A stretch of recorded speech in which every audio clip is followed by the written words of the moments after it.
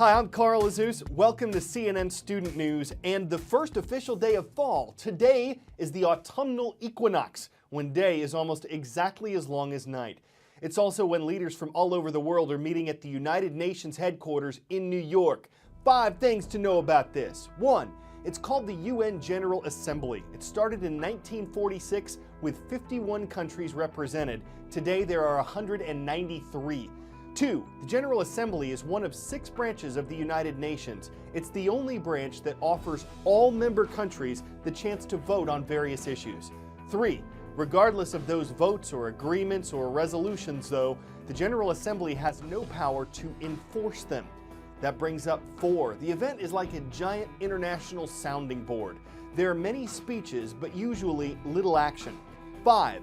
A wide range of subjects can be discussed, including climate change. Tens of thousands marched in New York City this week to draw attention to the issue. A UN summit on climate change is set for tonight, but it's not the only issue before the UN General Assembly. Inside this General Assembly hall where the nations of the world are supposed to get together in harmony, people have issues, beef with other countries and capitals. The United States will have beef with Russia over Ukraine. The United States will have beef with Syria, which is here, over the terrible violence that's gone on there for years.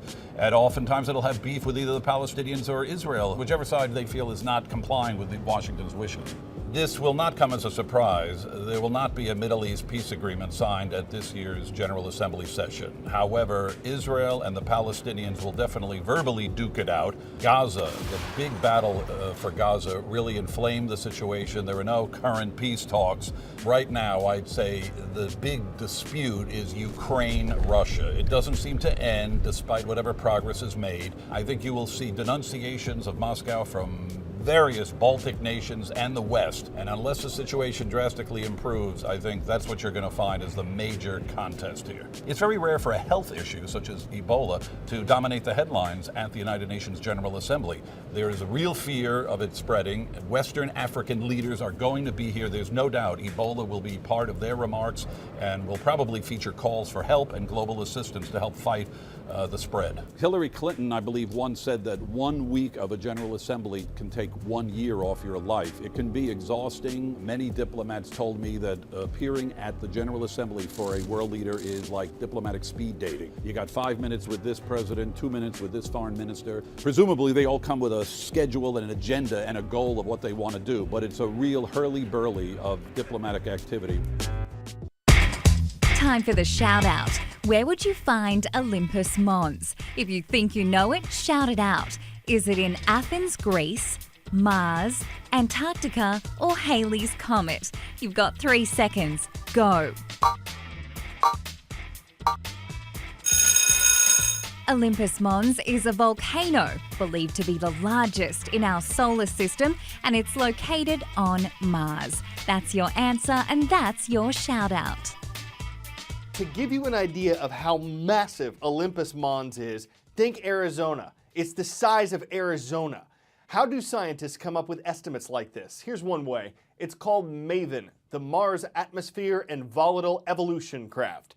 It launched from Cape Canaveral, Florida 10 months ago and arrived just this week in its orbit around Mars. Why did it take 10 months? Because it had to travel 442 million miles. Unlike NASA's rover missions, MAVEN won't actually land on Mars. It's on a bit of a detective mission. Scientists want to find out how Mars became the red planet. They think it might have been more like Earth at some point before it was a dried up mass of red crust. NASA is currently spending several $1 billion on various investigations of Mars. Why did it add MAVEN to the mix?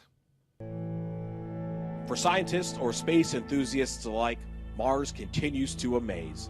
It's no surprise the red planet is currently the subject of 5 active NASA missions, 3 in orbit and 2 on the surface.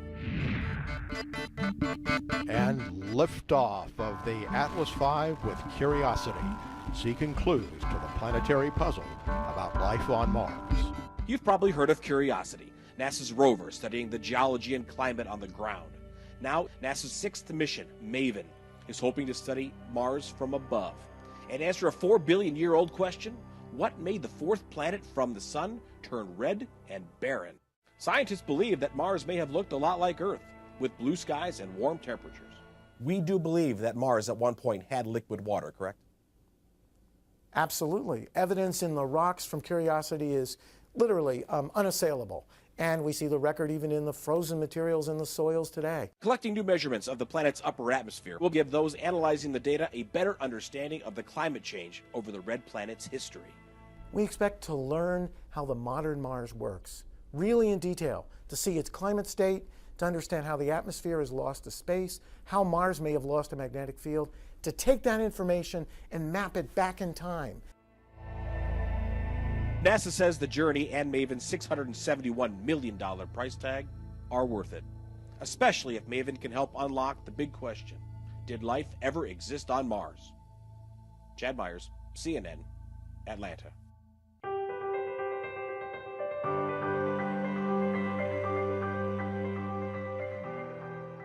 Elimelech Goldberg is both a rabbi and a black belt. For 12 years, he worked at a camp for children who are battling cancer. He's been able to take his knowledge of martial arts and use it to teach children that pain is a message they don't have to listen to. September is Childhood Cancer Awareness Month. It's a perfect time to introduce you to this CNN hero. I really hate when it hurts. It's a really sharp pain.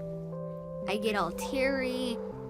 The shots really scared me a lot, and they still scare me now. Come on.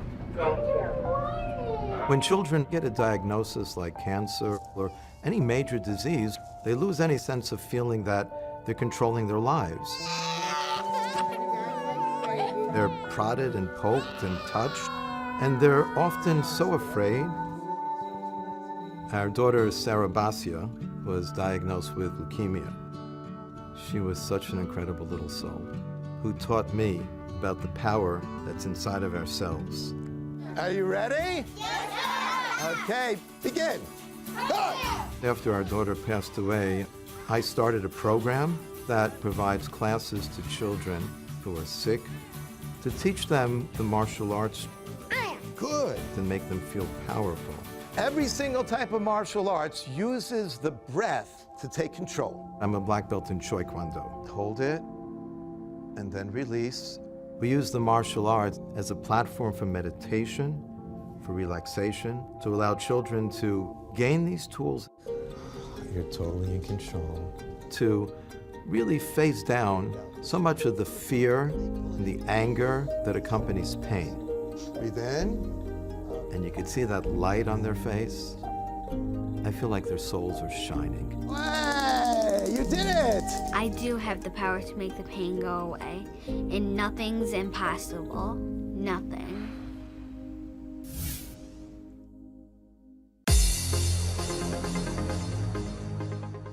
From coast to coast with a stop in between, today's roll call is going cross country. First up from Helix, Oregon, we've got the Grizzlies of Griswold High School. In Springdale, Arkansas, the Golden Eagles are flying high over Lakeside Junior High School. And in Monroe, North Carolina, we're calling on the Panthers of Piedmont High School. Thanks to all of you for your requests at cnnstudentnews.com.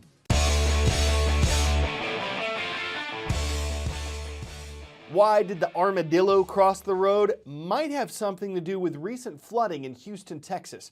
Whatever the reason, it needed some help to do it safely, and it got it from a police officer to serve and protect people and armadillos. You can't hear it in this video, but the officer calls it Buddy.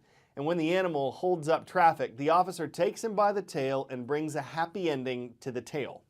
Guess he considered the animal armored and dangerous, but even if it was living on borrowed time, the officer had to get him out of trouble in order to fix the situation. It was for a good cause. I'm Carl Azus for CNN Student News. We'll see you Wednesday.